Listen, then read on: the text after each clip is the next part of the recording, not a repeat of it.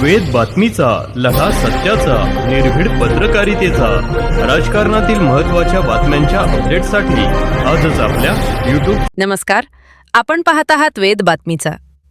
ज्या शास्त्रज्ञांना काल शेतीशाळेत प्रश्न विचारला तेच पोहोचले शेतकऱ्यांच्या थेट दारी. मालेगाव तालुक्यातील सप्तशृंगी महिला शेतकरी गटाला डॉक्टर चांगदेव वायळ यांची अचानक भेट. पाणी फाउंडेशन फार्मर्स कप आणि महाराष्ट्रातील 4ही कृषी विद्यापीठे तसेच कृषी विभागाच्या सहभागातून शेतकऱ्यांसाठी ऑनलाईन शेतीशाळा घेतली जाते. या शेतीशाळेत राज्यातील 26 पिकांवर लागवडीपासून काढणीपर्यंत कृषी शास्त्रज्ञांकडून मार्गदर्शन केले जाते. मूग, उडीद, तूर, मका आणि हरभरा या पिकांवरील किडींच्या नियंत्रणाबाबत मागील 4 वर्षांपासून शेतकऱ्यांना मार्गदर्शन करणारे कृषी शास्त्रज्ञ डॉक्टर चांगदेव वायळ हे शुक्रवारी धुळे येथील कृषी महाविद्यालयातून राहुरीकडे येत असताना मालेगाव तालुक्यातील देवरपाडा येथील सप्तशृंगी महिला शेतकरी गटाला अचानक भेट देण्यासाठी पोहोचले. विशेष म्हणजे आदल्या दिवशी झालेल्या ऑनलाईन शेतीशाळेत याच गटातील महिलांनी डॉक्टर वायळ यांना प्रश्न विचारला होता. दुसऱ्याच दिवशी ते प्रत्यक्ष शेतकऱ्यांच्या भेटीला पोहोचल्यानं महिलांमध्ये उत्साहाचे वातावरण निर्माण झाले. अवघ्या अर्ध्या तासात महिला शेतकरी एकत्र आल्या. महिलांनी ड्रेस कोडमध्ये उपस्थित राहून डॉक्टर वायळ यांचे पाय धुवून औक्षण करून तसेच शाल व श्रीफळ देऊन स्वागत केले. यावेळी डॉक्टर वायळ यांनी जैविक कीड नियंत्रणाबाबत मार्गदर्शन केले.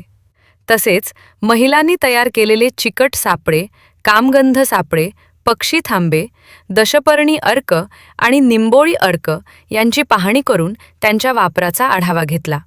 यावेळी पाणी फाउंडेशन मालेगाव SDAO टीमचे मनमथ धुप्पे, वैष्णवी कासार, उमेद मेंटॉर सचिन पाटील, उमेद BMM निलेश मानकर आणि उमेद CC कळमकर यांची उपस्थिती होती. ऑनलाईन शेतीशाळेतील मार्गदर्शन थेट शेताच्या बांधापर्यंत पोहोचल्याने शेतकरी आणि शास्त्रज्ञ यांच्यातील संवाद अधिक प्रभावी होत असल्याचे या भेटीतून दिसून आले.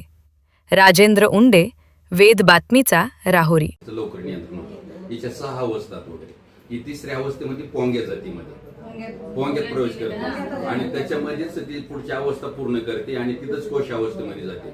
हे जर टाळायचं असेल आपल्याला तर कामगंध सापळे हे तात्काळ म्हणजे ते लगेच लावणं गरजेचं आहे. कामगंध सापळे त्याची लूर बघून घ्या, त्याची एक्सपायरी डेट संपली असं तर लगेच बदलावं लागेल तुम्हाला. आणि प्रत्येक दिवशी जे जे कामगंध सापळे आहेत कोणामार्फत आहे ते बघणं गरजेचं आहे. एक जरी पतंग अडकला ना तो त्याच दिवशी काढून वेचून मारायचा असतो किंवा खड्ड्यात पुरायचा असतो आणि आता तो बाहेर पडायचा प्रयत्न करत असतो रात्रंदिवस वगैरे.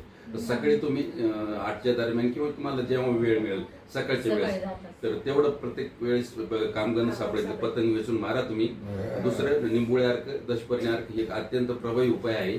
त्याच्यानंतर मेटॅरिझम ॲनिसोप्ली जैविक कीटनाशक आहे या अळीच्या नियंत्रणासाठी. विशेषतः ह्या हंगामामध्ये खूप चांगला रिझल्ट आहे. नोमोरिया रिले आणि मेटॅरिझम ॲनिसोप्ली हे जैविक कीटनाशक आहे.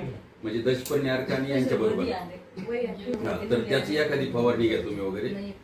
आणि अगदी तुम्ही याची डबल जरी फवारणी घेतली निंबोळी अर्काची तरी चालेल. जर मिलन झालं तर एका ते साधारणपणे 4-6 दिवसामध्ये जवळजवळ 1200 ते 1800 अंडी घालते. किती? 1200 ते 1800 अंडी आणि त्याच्यातून साधारणपणे 100 ते 200च्या पुंजके निघालतो. तो एक 6-7 पुंजके जागी घालते ते वगैरे. तुम्ही माझी विनंती आहे तर जर तुम्हाला त्याची अंडी नियंत्रण संदर्भात मला कधी तुम्ही फोन करा. मी तुमच्या साठी सदैव उपलब्ध आहे, काही अडचण नाही. त्याच्याबाबत शंका बाळगू नका. पण तुम्हालाच पुढे येऊन हे घ्यावं लागेल, पुढाकारी घ्यावं लागेल आणि तुमच्या पिकाचं तुम्हालाच हे करावं लागेल. नियंत्रण कसं करायचं मार्गदर्शन करायला आम्ही सदैव आहे. कोणी असतो मी असे दुसरे शास्त्रज्ञ